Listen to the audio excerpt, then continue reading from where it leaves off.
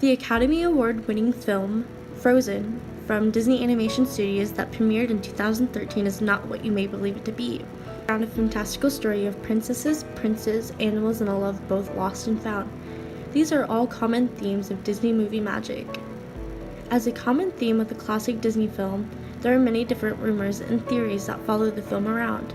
A personal favorite of mine is toward the beginning of the film, Anna, the princess who the film centers around, is killed by Elsa's ice abilities. The trolls resurrect her, but as a decaying, undead creature, thus leading to the song, "Do You Want to Build a Snowman?" to be far more malicious. Anna asks to be let into the room with Elsa, begging and pleading for years. She even resorts to killing their parents, knowing Elsa can only sit in her room, listening and crying. This is one of my favorite theories, however, it loses its validity. The movie continues on. Elsa and Anna meet again during Elsa's coronation. Anna continues on her journey to save Arendelle. I have come to a new conclusion. It may not include zombies and hidden conspiracies, but it is the truth. The previous theory was close with its assumptions, but Anna never died at the beginning of the film when her and her sister were playing. Elsa never even had magic powers that the movie would lead us to believe. Anna came to Elsa in the middle of the night and asked her to go play in the snow. Like little girls do, they break the rules and go outside together.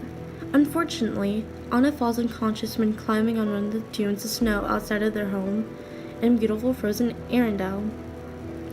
Anna's mind, piecing together what makes sense for her as a small child, saw her parents take her to trolls instead of the hospital.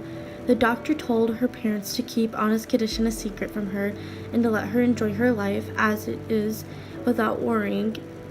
In truth, however, the doctor had explained to her parents that Anna had a brain tumor. Given the current time period, there was little that could be done, so their only option was to wait till the inevitable would take place. Anna would never know, but Elsa, the older sister, understood and blamed herself for the tumor's discovery. As Anna grew older and the movie progressed, Elsa distanced herself from her sister in fear that anything she could do could only make things worse. That is until she is forced to come out of her room for her coronation as Queen of Arendelle. During the ceremony, Elsa is constantly telling herself to conceal and not feel the guilt she has when she's seeing her sister. The tumor finally began to put pressure on Anna's brain, warping her perception of reality. These warped perceptions caused her to fall in love with a man she meets moments before seeing the magic that we all, as an audience, are able to see.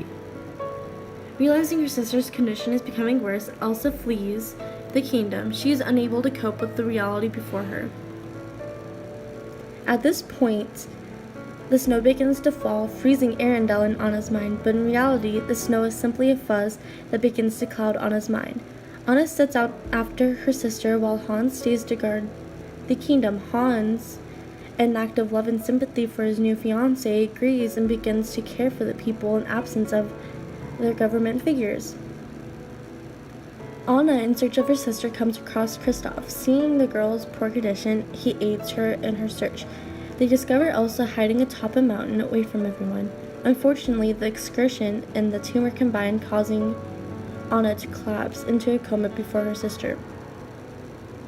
For the rest of the film, we view Anna's dreams while in her coma, filled in what she believes to be the next logical steps to her delusions. All the while, her snowstorm grows thicker and thicker. Finally, as a form of understanding, she starts to see her condition as a magical one that consumes her heart. Anna's body feeds signals into her coma-induced mind, forcing her to feel colder and colder as the end becomes closer. Outside of her coma, Kristoff helps Elsa and Anna back to the kingdom. Elsa relieves Hans of his responsibility, but leaves him grief-stricken and heartbroken at the state of his fiancée. Unfortunately, however, Anna would never know it. The three, now brought together as friends, are forced to watch on as Anna slowly passes away. In the end, Anna sees herself turn to solid ice, clearing the snowstorm and giving her a moment's clarity. She sees her sister in tears, Hans in awe, and Kristoff still running to her side to aid her, just as they are there by her bedside. Unfortunately, she is freed from her perceived to be ice-like form and sees the sunrise. This symbolizes what we have come to call a light at the end of the tunnel, or what is scientifically known as electrical pulses behind her closed eyes, signifying brain death. This is not entirely as depressing as you would think. A good part of the story is that she still sees her happy ending and gets everything she asked for. That is still what we always want out of a Disney movie. Even if the reality that Anna left behind is now filled with grief and the constant question of what now?